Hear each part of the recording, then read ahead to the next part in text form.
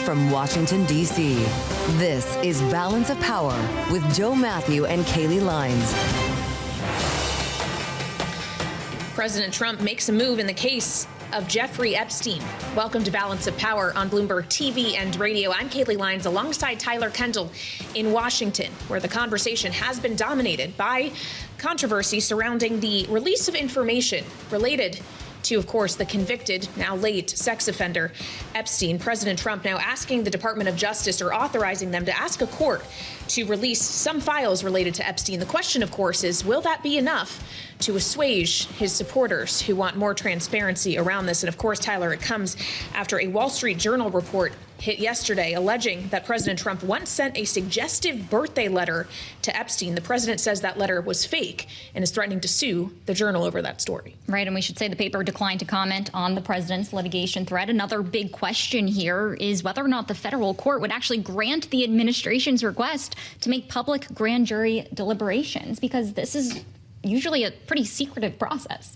Yeah, and of course, all of this is not what President Trump wants to spend today talking about. He's been pushing back heavily against the idea that this keeps coming up. He's hoping to shift focus perhaps just about an hour and a half from now as he's getting ready to sign into law the Genius Act, piece of legislation that will regulate stablecoins in the U.S. There's going to be a big ceremony with all the pomp and circumstance at the White House at 2:30 p.m. And we're actually going to speak with a congressman from the Financial Services Committee who cares very much about this effort when it comes to crypto regulation. Congressman Bill Huizenga is going to be joining us shortly. Right. This is considered to be a pretty big legislative achievement for the White House. But we also have to keep in mind it was crypto week in Congress, and they didn't accomplish everything that they ultimately wanted to. Some still big questions moving forward here about one of the other big bills, the Clarity Act, and how that's going to fare when it comes to making its way through the Senate next. Yeah, you still got to get through the upper chamber. So we'll keep track of all of those stories for you this hour, just as Charlie Pellet is keeping track of financial markets on this Friday. So let's check in with him now from New York. Hey, Charlie. Hi, thank you very much. Indeed, keeping track of a lot of red right now, just about the lows of the day on the S&P 500 index. Stocks have been fluctuating as traders parse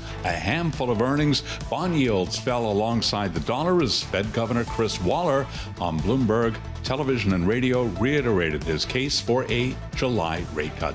So here's where we stand. We begin with the equity markets. S&P down 10 now at 62.87, drop there of 0.2%. The Dow lower by 246. Right now, Dow Industrials down 0.5%. And we have got NASDAQ down 30 for the NASDAQ Composite Index, a drop right now of just about 0.1%. Our Mag 7 index on a down day for the rest of the market is gaining 0.3%.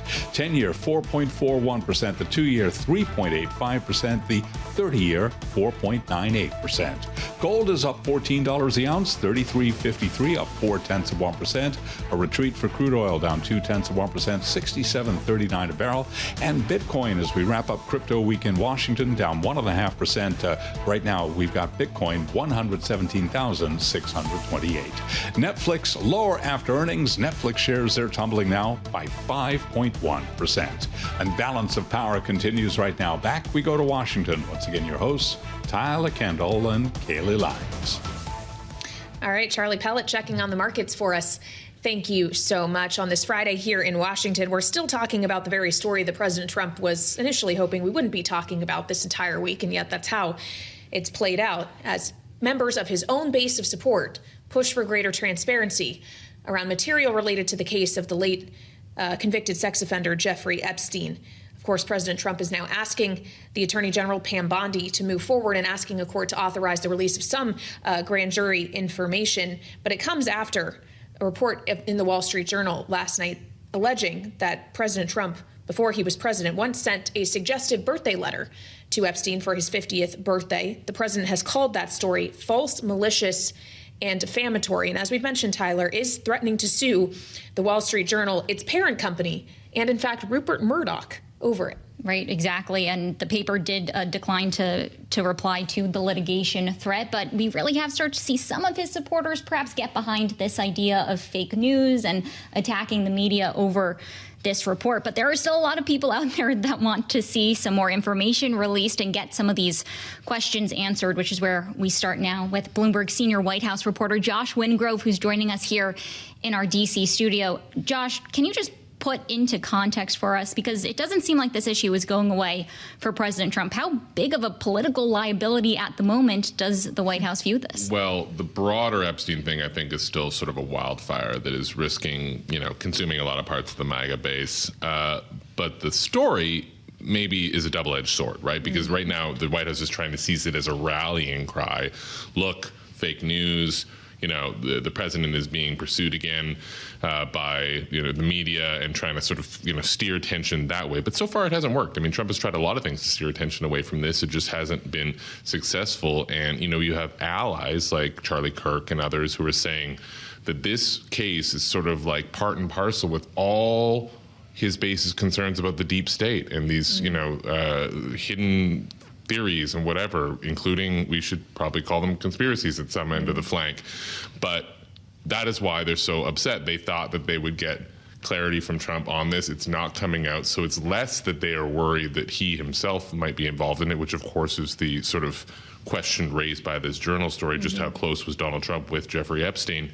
But more the broad question is they felt that essentially that they were sold the bill of goods and they, want those goods, and they're not getting them so far. So we'll see. Right now, it's unclear. Remember, of course, there's been questions about Pam Bondi's future. Right. Trump has really stood by her.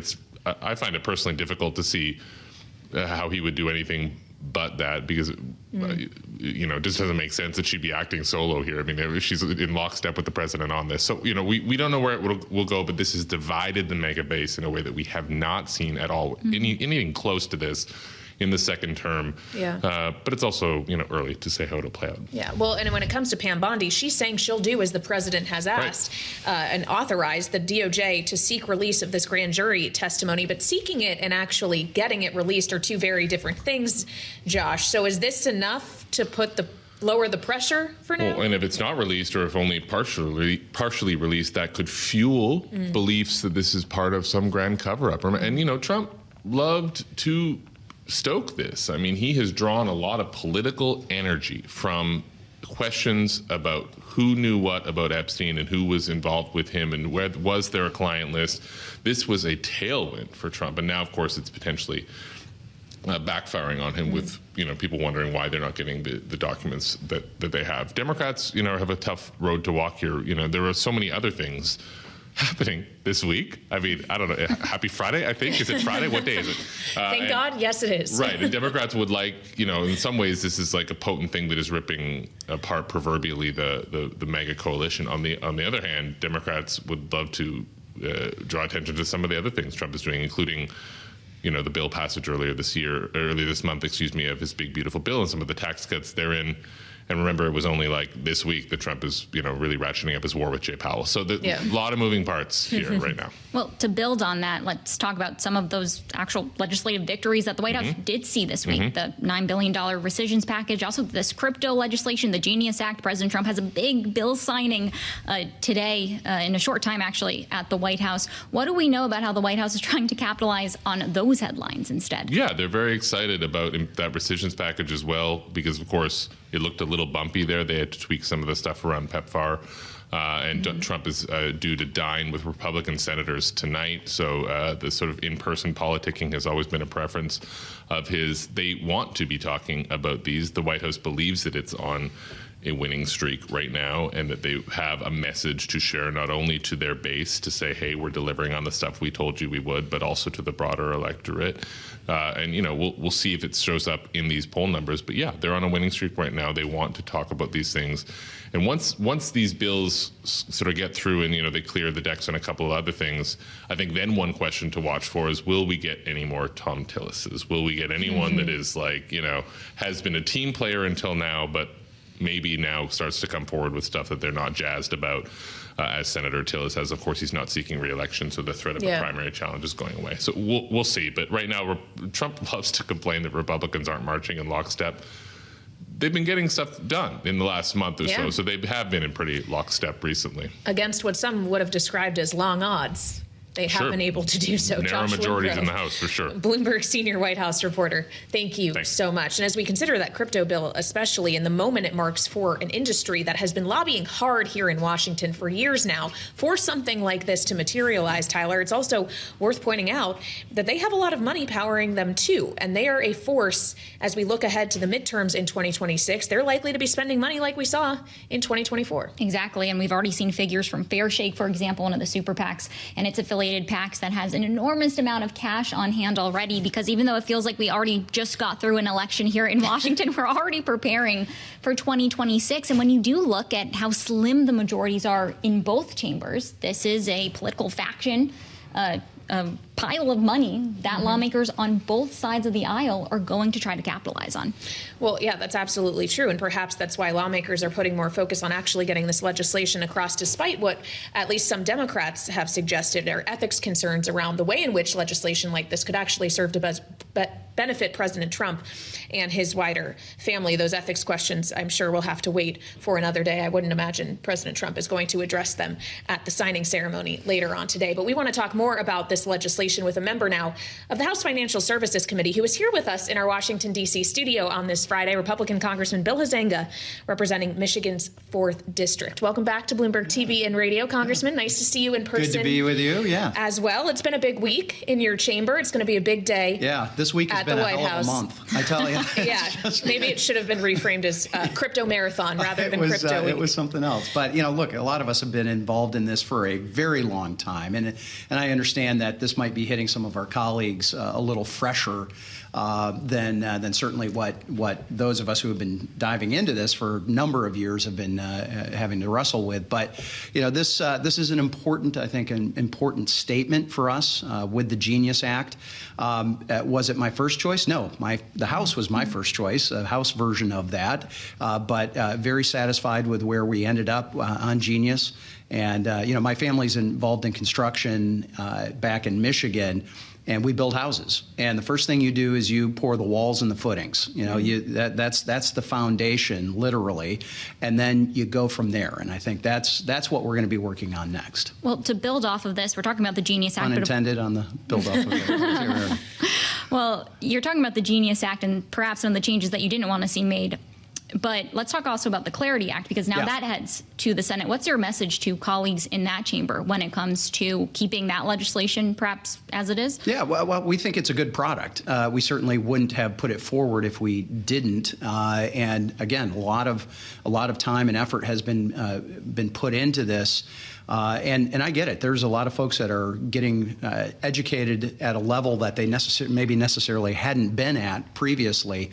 And I'm not saying that about Senate banking or anything like that. I'm talking about general colleagues that have to then go out and vote for these things. But we think it's a very good, solid product that Chairman Hill and Stile and a number of us and others, Barr, that have been working on this. Warren Davidson. These are folks that have been really doing the heavy lifting over a number of years. And then obviously over on the Senate side, we have colleagues that have done that as well. And so hopefully we're going to be able to come together. I hope that they lightly edit the House version of that. But yeah, it is essential, though, that we not stop. And it's key that we keep moving forward with this because we have to add the infrastructure, the plumbing on all of this. Well, and of course, the Clarity Act is supposed to divvy up authority between the SEC and the CFTC. Yeah. And the new SEC chair, Paul Atkins, actually joined our colleagues on Bloomberg Surveillance earlier today talking about how he's viewing this specifically. This is what he said.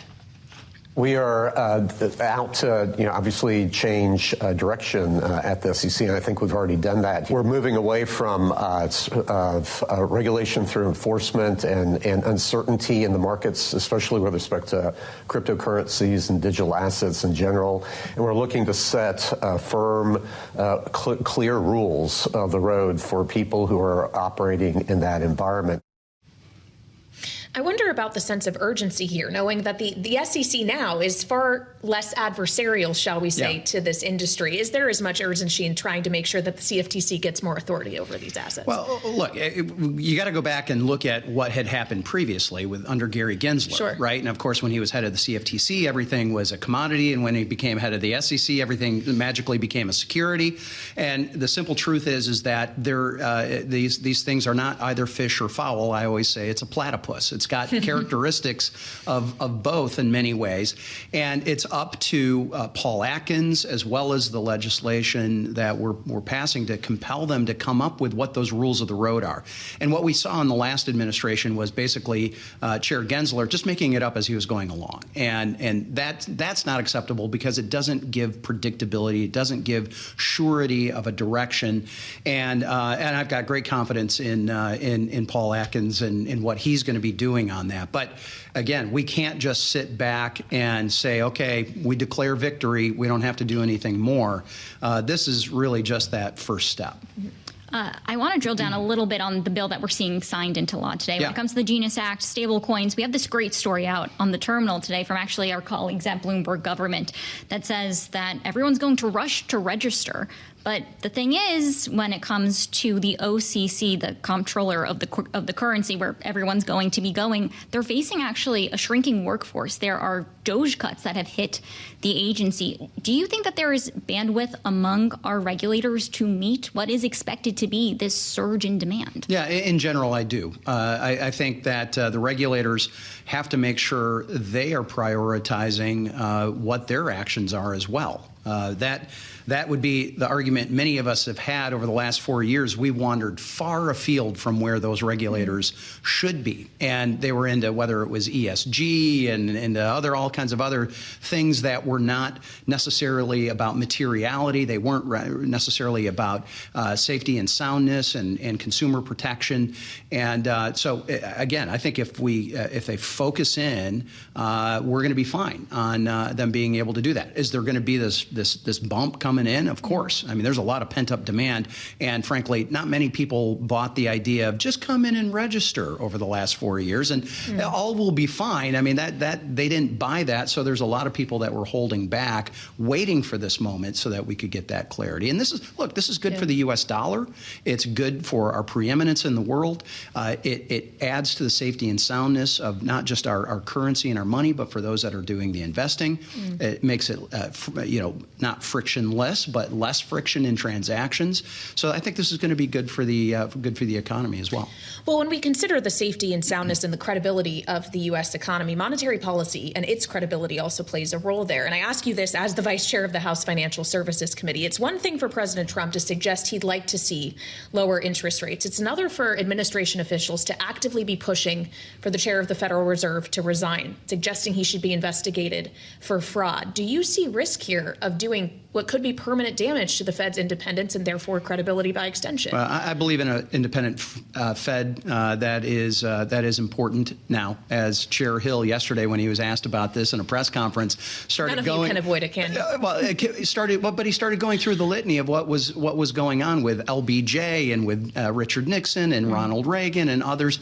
Jimmy Carter. I mean, there's been plenty of pressure that has been applied to the Fed and Fed chairs and Fed officials over the decades, and because they are independent doesn't mean that they are somehow absent of any criticism or absent of any critique. And I think as we've seen a few folks sort of breathlessly say, the Fed chair is going to get fired, the president's going to do this. He himself addressed that, walked that back to add clarity to make sure that wasn't happening. And look, his term is going to be up soon. That's going to be the opportunity in my mind where the president's going to be able to really assert himself. Now, does it mean that he needs to do a better job? Yes.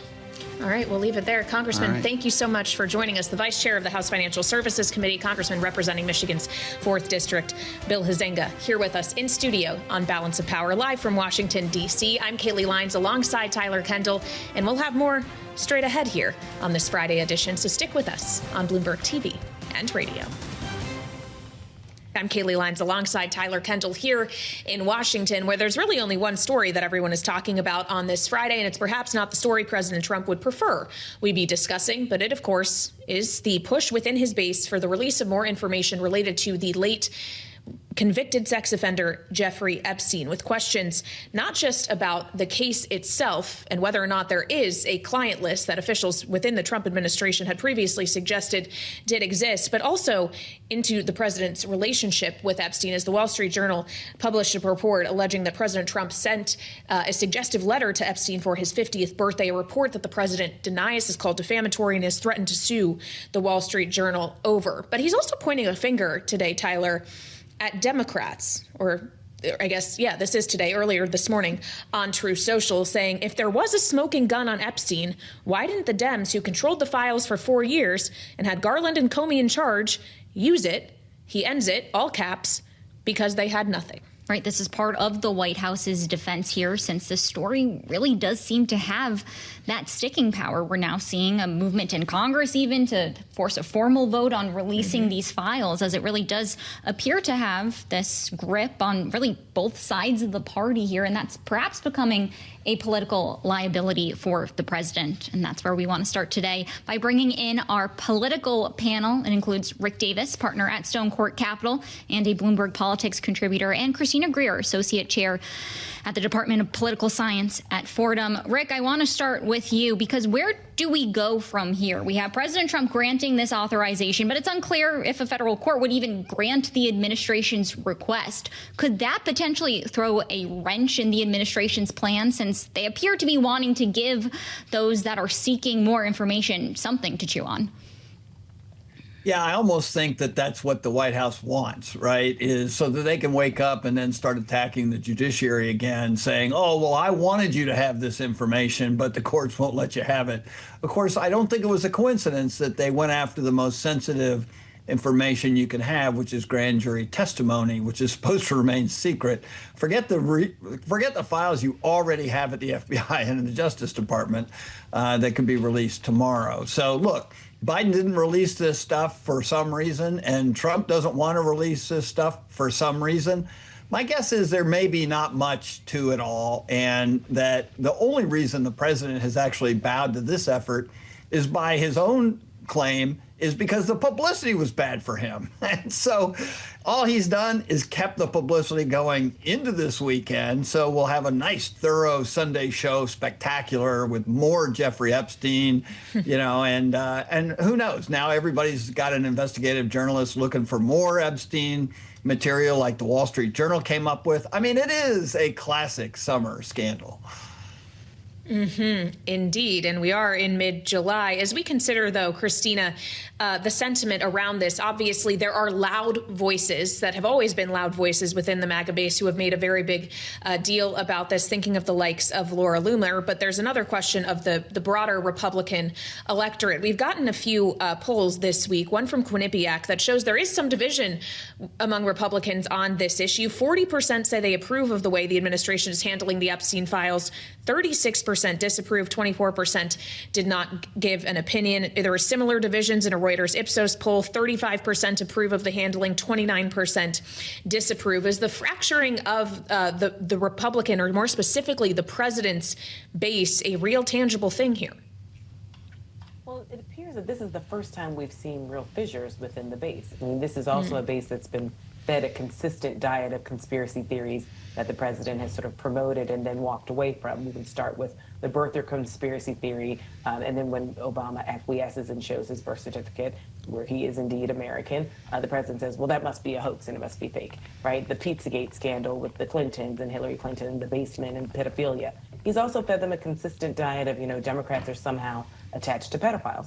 The difference is Jeffrey Epstein, this isn't a conspiracy theory. He was convicted for being inappropriate with minors. And so now that he has fed this base for many, many years, certain narratives, he wants to walk away, and they're not willing to walk away. And so I think what's been interesting about this particular story for a lot of journalists on both sides of the aisle is that we have not seen the base sort of disavow something that the president has said. They have moved and shifted and twisted themselves into pretzels on a dime as the president changes his whims. And this particular instance we have a significant portion of his base who are saying, actually, I don't agree with you. I want to get to the bottom of this, whatever it is. And so it seems as though the president can't shake it. We know, obviously, the administration would like to shake it, considering they're releasing health information, which they never do about the president, as a distraction, and it hasn't distracted his base. And so we will see whether or not it's the courts, whether or not it's Congress, whether or not he can sort of keep pushing this off on Biden and Obama and the Democrats. But at some point in time, his base, a significant portion, wants some information, and he'll have to give them something.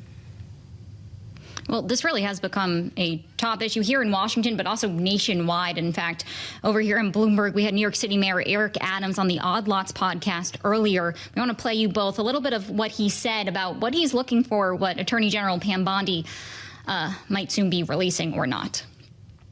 I would love to see what's in those Epstein files. I think we all do. I'm eager to look at UFOs. There's so many history. I'm still trying to figure out who killed Kennedy. I look forward to seeing there's so many deep secrets in America that I think we all want to know. And it's imperative that as much as we can find out as possible. Rick, perhaps, can you shed some of your insight here? Does this have anything to do with perhaps the sticking power that we're seeing this story really have a grip on members in both parties as they try to seek more answers? Does Eric Adams' argument there have some credibility? Not really. I mean, I too would like to see the UFOs. Whenever I'm in New York, I feel like walking around the street, I see one UFO after another. But that's, more a comment on the residents of New York. The reality is that this was really sort of a Trump-instigated problem, right? And sure, there's a lot here that is disturbing to people. Court cases were tried, people were convicted. Jeffrey Epstein killed himself. And the only people who continued to talk about this wasn't necessarily the Democratic Party. It was the Republicans who said, oh, my God, they're keeping these files secret for a reason.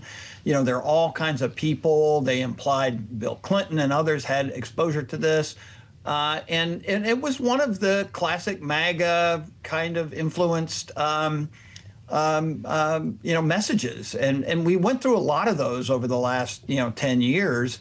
And virtually every single one of them has sort of fallen on deaf ears. And this one has gotten some new traction because the president himself has indicated a willingness to show people something that they hadn't seen before on it. It wasn't really that big an issue until, Pam Bondi said, I'm going to release these records, and then didn't release anything that wasn't already in the public domain. So they are tripping over themselves on this issue. And the reality is, I think when you look at sort of good crisis management, you tell everybody, everyone be quiet. We're going to speak with one single voice. It will be someone who is not the president of the United States, and will draw attention to only that person and only the messages that they give, and tell everyone else to be quiet. I mean, we still don't know Dan Bongino's future as deputy of the FBI, which to me is the most important thing here, because he's supposed to be running the day-to-day operations of the FBI and has somehow been embroiled in this scandal to the point where he didn't show up for work for a couple of days. Now, that is unacceptable to most taxpayers. Well, we're also maybe wondering about Bongino's future. We're also wondering about Eric Adams, who we just heard from's future, whether or not he can end up being reelected mayor of New York City. I would point out, Christina, that on Odd Lots with Joe Weisenthal and Tracy Alloway, they talked about a lot more than just Epstein. That full conversation can be found on Spotify, Apple, wherever you get your podcast. But they, no surprise, talked about the mayoral race. And specifically, Adams had some choice criticism for Zohran Mamdani, who, of course, is the Democratic nominee, specifically his attitude when it comes to billionaires. You're up at Fordham. You know New York politics well, knowing Mamdani is set to meet with the House Democratic leader Hakeem Jeffries in New York today. What does he need to do to actually win this thing in the general, knowing it's not just Adams that he's up against, but Andrew Cuomo as well, with this weird independent factor we don't usually see? Right. So first things first, Rick, as a native New Yorker, I would say that we are very welcoming to aliens and non-aliens and especially tourists from other places. So we'll just put that out there. But Zohran Mamdani, going into the general election, we have to remember it's not ranked choice voting the way we saw in the Democratic primary. He's going up against not just current mayor Eric Adams, three-term governor Andrew Cuomo, the Republican nominee, and also another prominent lawyer, independent nominee Jim Walden. So there are 5 people currently in the race, to say nothing of all the small names that are always on a ballot. This 33-year-old state legislator, has to sort of capture the attention. I talk about this every week on my podcast, FAQ, which is the real estate community, the business community, the labor community, and the Hasidic community. Those are the 4 communities that can make or break a mayor's chances of getting across the finish line. And it is first past the post. It is not a 50% majority that is needed. It is whoever gets the most votes becomes the 111th mayor of New York City. And so Mamdani, who's relatively unknown to the business community, he's relatively unknown to the labor community, which is incredibly diverse. He's definitely unknown to the real estate community and also to the Hasidic community. And there are lots of conversations that he's had about Israel and domestic versus international policy that he's attempting to clarify and sort of provide more nuance. So this is, a summer where he's a fantastic campaigner, but we know that campaigning is not governance. And so part of what he's trying to do is to convince a large portion of New Yorkers that he actually can govern. We've had abysmal turnout over the past few elections where we are electing mayors with, barely 25%. I think we will see a high turnout election just because we have Republicans who may go with the Republican nominee, Curtis Sliwa, or they may be more inclined to go with someone like Eric Adams or even an Andrew Cuomo because they think that those individuals can negotiate with Donald Trump in a better fashion. All right, Christina Greer and Rick Davis, our political panel on this Friday edition of Balance of Power from the New York mayoral race to Epstein. Thank you so much for joining us. I'm Kailey Leinz alongside Tyler Kendall, and we'll have more coming up here on Bloomberg TV and radio.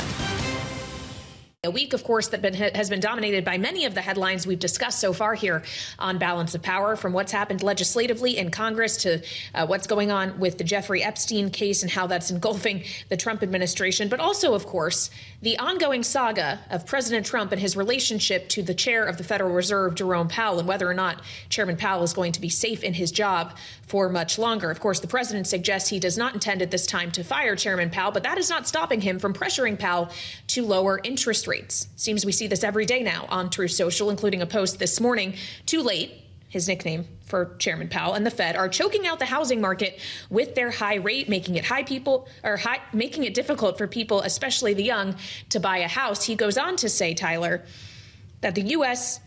is rocking. There is very low inflation, and we deserve to be, he says, at 1%. Of course, that is far below where the Fed funds rate currently is. Right, and we actually had asked Joe Livornia, counselor to Secretary Bessent yesterday about this. Perhaps we'll have to see where they actually end up thinking that the Fed funds rate should shake out. But it is apparent that the administration feels bolstered by what has been positive economic data, retail sales yesterday, University of Michigan consumer sentiment today, all, of course, factors when we are talking about this pressure campaign from the White House. And actually, our colleagues earlier today on Bloomberg Television sat down with the Federal Reserve Governor Christopher Waller. You heard Charlie mention it earlier on surveillance. He is, of course, seen as a potential replacement for Jerome Powell, and he hinted himself that he would dissent if his colleagues end up holding rates steady in their July meeting. We want to bring you part of that conversation now, including starting out with some of his thoughts on the Trump administration's tariff policies.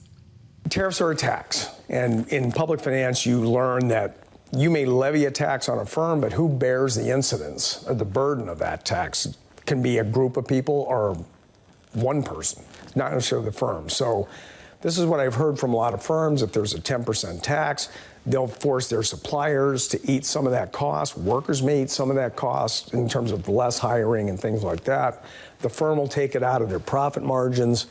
And then lastly, some of it will get passed on. And as I mentioned last night, I've heard this for months now. Like the rule is 10%, it's roughly, rule of thumb is a third, a third, a third. Suppliers will eat a third, firms will eat a third, consumers are going to eat a third of that tariff. So if you eat a third of it and it's 10%, like I've been arguing, this is like 3/10 on the inflation rate for a few months, and that's it. And it'll persist if you do 12-month over 12-month. That base effect will not go away for a while, and then it'll just drop off a cliff.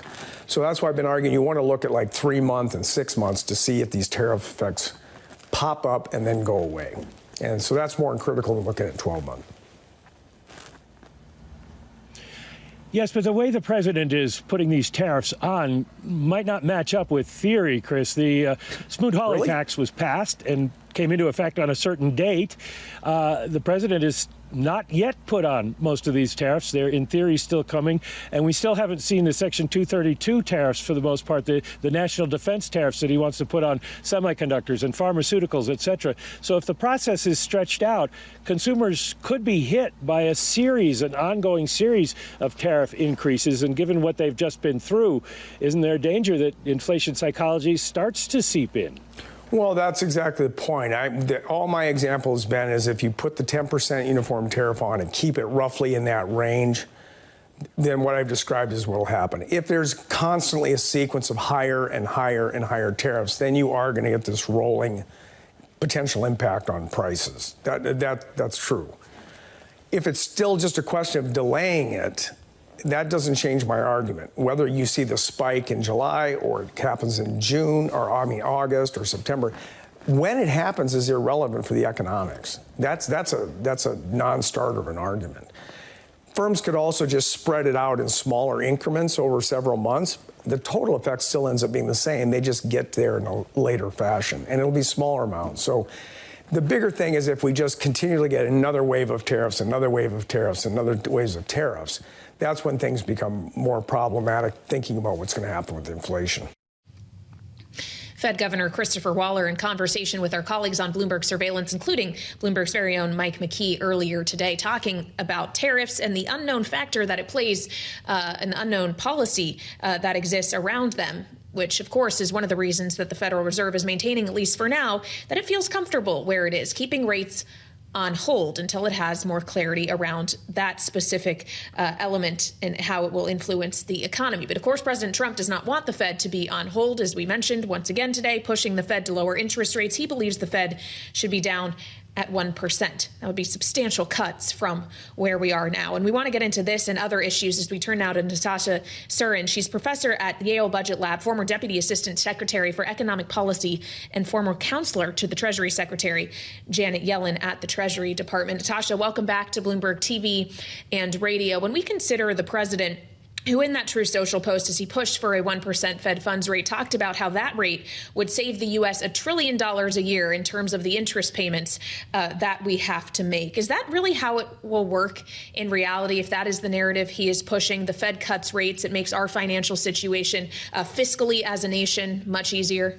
So the challenge that we kind of have to grapple with is that the Federal Reserve and the Federal Reserve's independence is really crucial to the role that it's able to play in the economy as a stabilizer. So when the Federal Reserve makes decisions, it has two things in mind. It has what does the employment picture look like and what does inflation look like? And it's reacting to those two particular, really substantive data questions. If you're in a universe where instead a Federal Reserve that's become politicized is reacting to what President Trump thinks that the interest rates should be, well, in that situation, you kind of break the relationship between what the Federal Reserve actually gets to set, which is the federal funds rate, the rate at which banks lend to one another, and things like mortgage rates or car loan rates or small business loan rates that are like actually relevant to consumers in this economy. So perversely, by sort of trying to push so aggressively for an interest rate that is way outside of the realm of what any economic observers think makes sense in an environment where employment is basically at 4-ish% and inflation is still not back to target and in fact ticking upward because of this tariff policy, you really don't have any case to make for those type of rate choices outside of just politicization of the Federal Reserve, which comes with real risks. I'm also hoping, Natasha, that you can give us a little bit more context here, too, because we have to keep in mind that the Fed chair is only one vote on the Federal Open Market Committee. And we did speak to Bill Pulte, the head of the Federal Housing Finance Agency, who told us earlier this week on Balance Power that they are seeking for Powell to step down as chair, but also his position on the board. Can you just give us a little bit, could this complicate the administration's ultimate goal here when you do have other members who are voting and what we are hearing from those other members when it does come to the future of rate cuts? And, you know, it's like really important for your viewers, I think, and listeners to understand, like, there is no sort of button that the Fed chair pushes to change the interest rate. The way that it works, as you're describing, is the Federal Reserve Chair is one of 12 members on the Federal Open Markets Committee that makes decisions. They meet 8 times a year. They make decisions on the trajectory of the interest rate.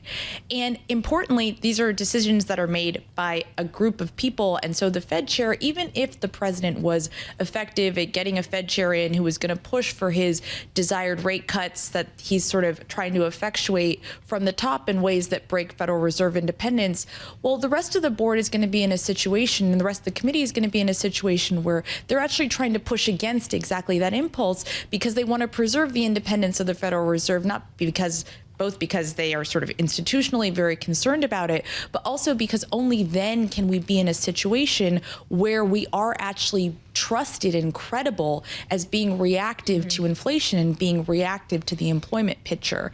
And what's important for your viewers, listeners also to understand is, like, we in some sense have run this experiment before. Like, President Nixon put a ton of pressure on the Federal Reserve to cut rates in ways that would be short-term politically expedient. They did. And as a result of that, you saw inflation tick up from 3% to 13% over the course of 2 years in ways that required a massive course correction and led to a significant downturn. So, like, I don't think anyone should be rooting for that in this country. And it certainly goes against what the Trump administration is hoping to see from an economic perspective.